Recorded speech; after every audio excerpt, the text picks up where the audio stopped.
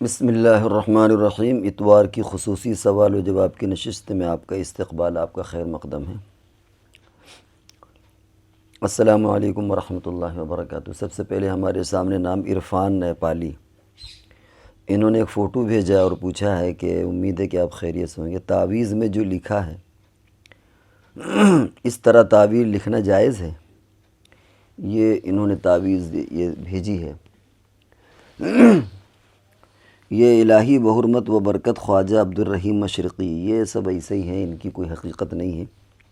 نصرت اور مدد اللہ ہی سے چاہنا چاہیے، اور اس تعویذ کے بارے میں بس نہ ہی استعمال کیا جائے تو اچھا ہے۔ تعویذیں اچھی بھی ہوتی ہیں جن میں قرآنی آیات ہوتی ہیں، احادیث ہوتی ہیں، دعائیں ہوتی ہیں، لیکن اس طرح یہ خواجہ اور ان کے برکت اور وہ تو یہ سب چیزیں بدعت کی طرف لے جاتی ہیں، اور اسی کے ساتھ ساتھ عقیدے کی بگاڑ کی طرف لے جاتی ہیں، لہذا اس طرح کی چیزوں سے بچنا بہت ضروری ہے۔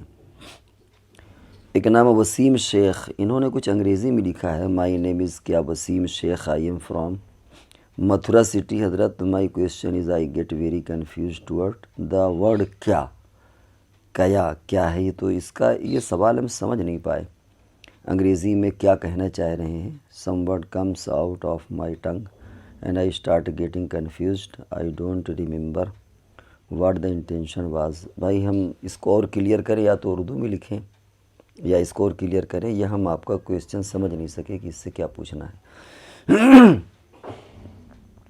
خاشیہ پوچھتی مشروم اور سویا سروس کے استعمال کرنا جائز ہے؟ مشروم کا استعمال تو درست ہے۔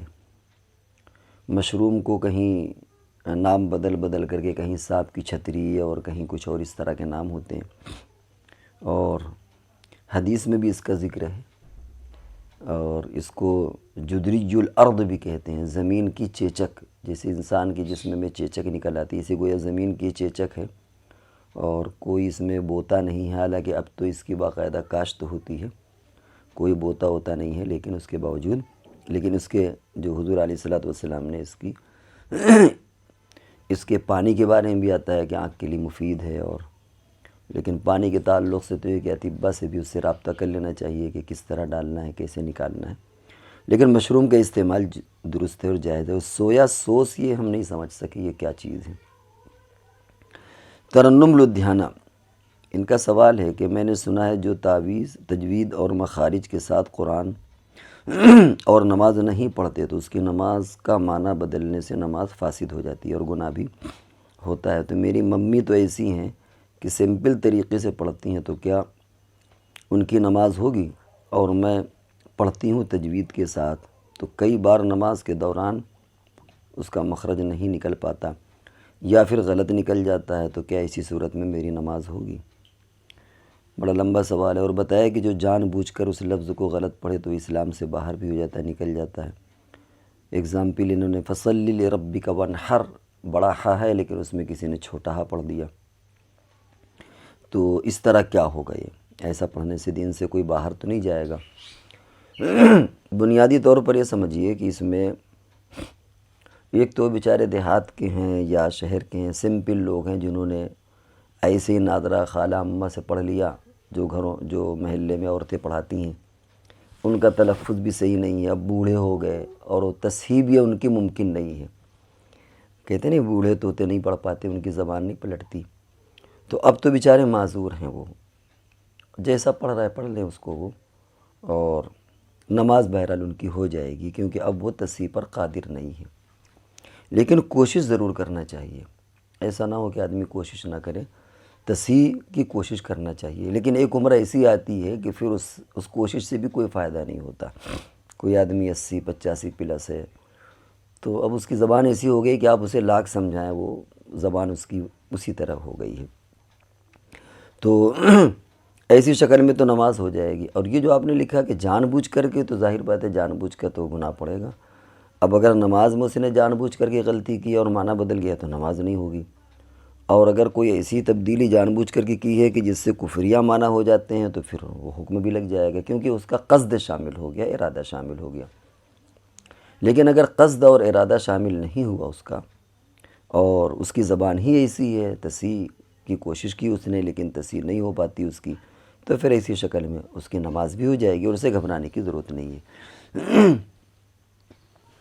دلشان خان یہ پوچھتے ہیں، ایک سوال تھا، میں نے ایک صحابی کے بارے میں قصہ سنا ہے، وہ غریب تھے اور اللہ کے نبی سے دعا کرائی تو ان کے پاس مال آ گیا، تو مال کے فتنے میں وہ عمل سے دور ہو گئے، زکوٰۃ دینے سے انکار کر دیا، کیا یہ واقعہ صحیح ہے؟ یہ واقعہ صحیح ہے لیکن اس میں تھوڑا سا تبدیلی کی ضرورت ہے۔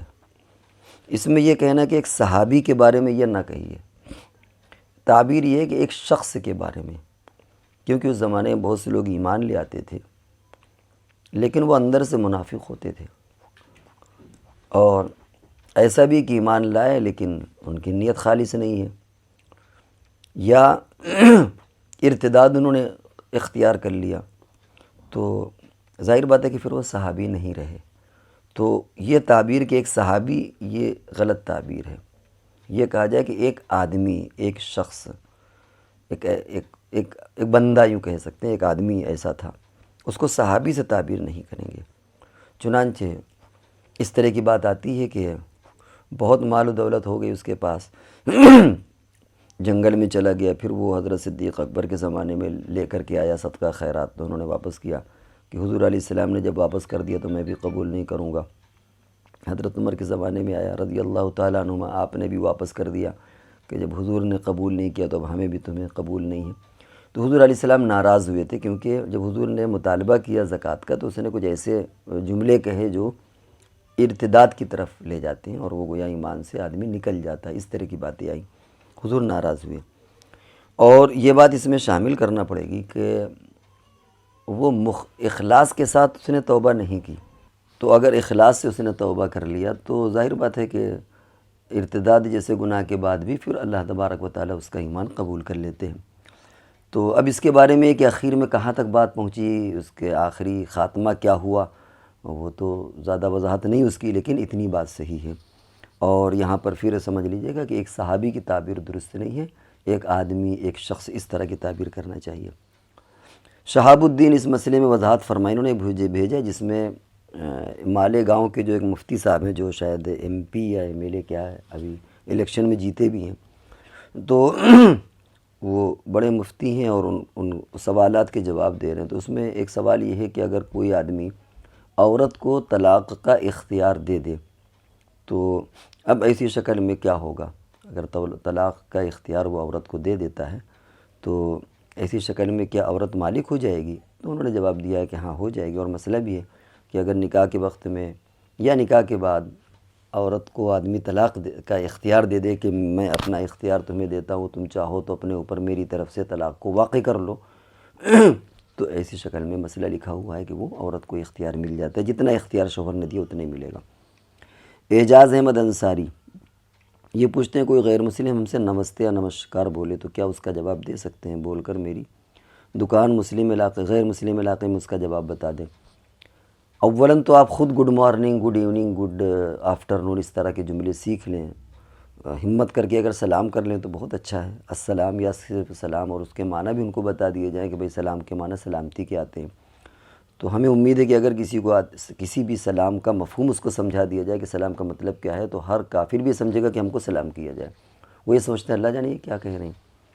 تو ہمیں اپنی تہذیب کو فروغ دینا چاہیے۔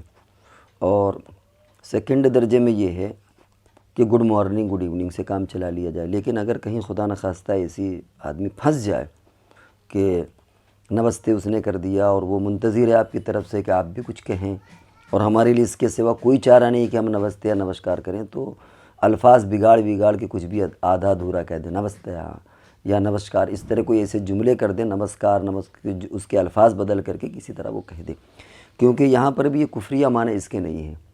ہم نے جو تحقیق کرائی بعض لوگوں سے تو اس کے ایسا کوئی کفریہ معنی نہیں ہے، لیکن پھر بھی چونکہ ہماری تہذیب نہیں ہے تو اس لیے ایوائڈ کرے، اور اگر کہیں پھنس جائے تو اس میں کوئی بھی لفظ بدل کر کے نمستے کر دیا یا نمسکار کو نمسکار، اس طرح کہیں پر سین کو سین، سین کو شین، اس طرح کر کے اس کو بدل کر کے کام اپنا چلا لے، پھنس جائے اگر کہیں۔ جنید خان، کپڑے میں ڈالنے والی الاسٹک جو لاسٹک ہوتی ہے ناپاک تھی اور اس کو پاک بھی کیا گیا تھا، اب جب وہ سل دیا گیا ہے تو اس کو پاک کرنے کا طریقہ کیا ہے؟ جو نماز اس کو پہن کر پڑھی تھی اس کو لوٹانا ہوگا۔ جب آپ خود کہہ رہے ہیں کہ اس کو پاک کر لیا گیا تھا، ناپاک تھی، پاک کر لیا گیا تھا تو اب سل لیا گیا، تو اب نماز لوٹانے کی ضرورت نہیں ہے۔ سوال یہاں پر یہ بنتا ہے کہ اگر ناپاک ڈال لیا گیا اور دھلنے کی نوبت نہیں آئی اور ویسے ہی نماز پڑھ لی تو پھر ان نمازوں کا اعادہ ہوگا، کیونکہ لاسٹک وہ ناپاک ہے، ناپاک کی وجہ سے وہ کپڑا ناپاک ہوا۔ رباب حسین یہ کہتے ہیں کہ حافظ اللہ، ان کا پہلا سوال یہ ہے کہ کیا مرحوم ڈاکٹر اسرار احمد صاحب کی پیشین گوئی، قیاس، قرآن حدیث، مستند، یہ سب چیزیں کیا ان سے یہ مطلب ہے کہ کیا ان کو بالکل 100% صحیح مانا جائے، مستند مانا جائے؟ مثلا انہوں نے فرمایا کہ یہودی مدینے تک جا پہنچیں گے، شام، یمن، عراق، ترکی، مصر، سعودی عرب کے قبضے میں لے لیں گے۔ مفتی صاحب کی بعض باتیں تو وہ ہیں جو حدیث کی تائید، حدیث کی تشریح ہیں، ظاہر بات ہے جو حدیث کی تشریح ہیں تو وہ حدیث ہی کی پیشین گوئی ہے، اگرچہ مفتی صاحب مولانا اسرار صاحب کے زبان سے وہ چیزیں نکل رہی ہیں لیکن وہ ہیں تو حدیث ہی کی تشریح، لہذا ان کے صحیح ہونے میں تو کوئی کلام نہیں ہے، وقت کے ساتھ وہ چیزیں سب صحیح ہو جائیں گی۔ اور اگر کہیں پر انہوں نے نتیجہ اخذ کیا ہے تو وہ ان کی اپنی رائے ہے، وہ صحیح بھی ہو سکتی ہے اور غلط بھی ہو سکتی ہے، آدمی کو دیکھنا چاہیے۔ کہیں پر بعض لوگ حدیثوں سے کوئی نتیجہ اخذ کرتے ہیں اور کہیں پر حدیث کی تشریح بیان کر دیتے ہیں، تو جہاں اگر حدیث کی تشریح بیان کی ہے تو وہ تو ہونا ہی ہونا ہے، اور اگر کہیں پر نتیجہ نکالا ہے تو نتیجہ کوئی ضروری نہیں ہے کہ جو آدمی نتیجہ نکالے وہ درست بھی ہو، غلط بھی ہو سکتا ہے وہ۔ تو ایسی شکل میں دیکھنا پڑے گا کہ ڈاکٹر صاحب کی جو پیشین گوئیاں ہیں ان کے پشت پر کیا نتیجہ انہوں نے اخذ کیا ہے یا بیانی حدیث کی تشریح ہے، اسی اعتبار سے اس پر حکم لگے گا۔ اگر نتیجہ اخذ کیا ہے تو اس کا ہونا کوئی ضروری نہیں، ہو بھی سکتا ہے وہ چیزیں، نہیں بھی ہو سکتی، انہوں نے اپنے ایک تجربات اور کچھ دور اندیشی کی باتیں کی ہیں اس میں۔ دوسرا سوال ان کا یہ ہے کہ قیامت تک واقع نہیں ہوگی، مفتی صاحب حدیث میں آیا کہ قیامت تب تک واقع نہیں ہوگی جب تک اللہ کا نام لینے والا کوئی بھی دنیا میں بچے گا۔ اس میں نمبر 1 انہوں نے پوچھا الف، تو مفتی صاحب اس کی کیفیت کیا ہوگی؟ کیا مسلمان دین کو پوری طرح چھوڑ دیں گے، اللہ کا نام بھی نہیں لیں گے، نماز سے بے خبر ہوں گے؟ اس کی تشریح کریں۔ اور اسی سے ملتا جلتا ہے کہ کیا یہ واقعہ حضرت عیسیٰ علیہ السلام کی رحلت کے بعد ہوگا یا پہلے ہی ایسے حالات ہوں گے؟ تیسرا اس میں ہے کہ کیا ہم لوگ اس سے دین کو اپنے اندر زندہ کر کے بچ سکتے ہیں؟ سنتوں کو زندہ کر کے کیا بچ نہیں سکتے؟ اپنی اصلاح کر کے بچ نہیں سکتے؟ یہ سب ایک دوسرے کے ساتھ یہ سوالات مربوط ہیں۔ حدیث میں آتا ہے کہ جب تک دنیا میں اللہ اللہ کہنے والا کوئی رہے گا قیامت قائم نہیں ہوگی، اور یہ عیسیٰ علیہ السلام کے بعد ہی ایسے حالات پیدا ہوں گے۔ ظاہر ہے جب عیسیٰ علیہ السلام آئیں گے تب تو پوری دنیا میں اسلام کا بول بالا ہوگا، پھر عیسیٰ علیہ السلام کا انتقال ہو جائے گا، پھر دھیرے دھیرے برائیاں پیدا ہوں گی، پھیلیں گی، اور پھر دھیرے دھیرے کر کے ایمان والے مر جائیں گے۔ اور یہ بھی آتا ہے حدیثوں میں کہ ان کے بغل میں کوئی دانہ یا کوئی اس طرح کی چیز گلٹھی ٹائپ کی نکلے گی جس سے وہ ان کا سب انتقال ہو جائے گا۔ پھر اس کے بعد مزید کفر، شرک اور ہر طرح کی خرابیاں پھیلیں گی۔ یہ وہ وقت ہوگا کہ کوئی اللہ اللہ کرنے والا نہیں ہوگا۔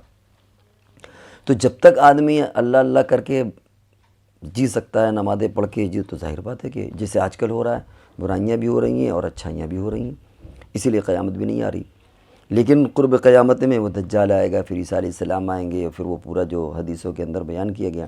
تو اس کے بعد جو آپ کا سوال ہے کہ ہم ایسا کر سکتے ہیں کہ نہیں، تو ظاہر بات ہے جب آپ رہیں گے ہی نہیں تو کریں گے کیا؟ جب آپ مر چکے ہوں، آپ سے مراد ہے کہ اس وقت کے جب ایمان والے مر چکے ہوں گے تو وہ کیسے پھر اللہ اللہ کرنے والا کوئی پیدا ہوگا؟ سارے ایمان والے تو مر چکے ہوں گے، ٹھیک ہے، اور یہ عیسیٰ علیہ السلام کے بعد اس کی نوبت آئے گی، تو کوئی ایمان والا بچے گا ہی نہیں۔ جب کوئی ایمان والا بچے گا نہیں تو وہاں کون نماز کی فکر کرے گا اور کون اپنی اصلاح کی فکر کرے گا؟ وہ تو سب کفر اور دہریت اور یہ سب پھیلا ہوا ہوگا، انہی لوگوں پر قیامت آئے گی۔ اسی طرح اخیر میں انہوں نے ایک اور گزارش کی ہے کہ کم از کم آپ ہفتے میں ایک دن بھی اپنے یوٹیوب چینل پر لائیو آیا کریں، اور آڈیننس سے آپ چینل کے سبسکرائبر ان کا منشا یہ ہے کہ کوئی ایسا ہو کہ لائیو آ کر کے ہم سوال کریں۔ تو یہ آپ نے پہلی ریکویسٹ بھیجی ہے، ہم لوگ اس پر غور کریں گے کہ کیا یہ ممکن ہے کہ نہیں، کیونکہ کبھی کبھی وقت ایسا ہوتا ہے کہ کبھی ہمارے پاس وقت ہے تو کچھ اس طرح کی نوعیت ہوتی ہے کہ شاید ہم ہر وقت اویلیبل نہ ہو، ہم کوئی وقت دے دیں اور ہمارے یوزر یا جو ہمارے یعنی شرکا ہیں جو سننے والے ہیں وہ اس وقت ہو سکتا ہے کہ موجود نہ ہو، یا وہ موجود ہیں ہمارے پاس وقت نہ ہو، تو پھر وہ بد نظمی سی پیدا ہوگی۔ تو اس پر ہم لوگ غور کرتے ہیں، اگر کوئی ایسی شکل بنتی ہے کہ لائیو کچھ سوال ہوں تو ظاہر بات ہے کہ اس کی تو بات ہی الگ ہوتی ہے، لیکن اس کے لیے وقت کی پابندی ہو جاتی ہے، اور ہم لوگوں کے پاس کچھ وقت اس طرح کا ہے کہ کس وقت کوئی وقت ہے کوئی وقت نہیں ہے، تو یہ دقتیں آتی ہیں۔ باقی ہم انشاءاللہ اس پر غور کریں گے۔ تو یہ رہے آج کے سوالات کے جواب۔ ہم اگلی نشست تک کے لیے آپ سے رخصت ہوتے ہیں، جب تک کے لیے ہمیں اجازت دیجیے۔ والسلام علیکم ورحمۃ اللہ وبرکاتہ۔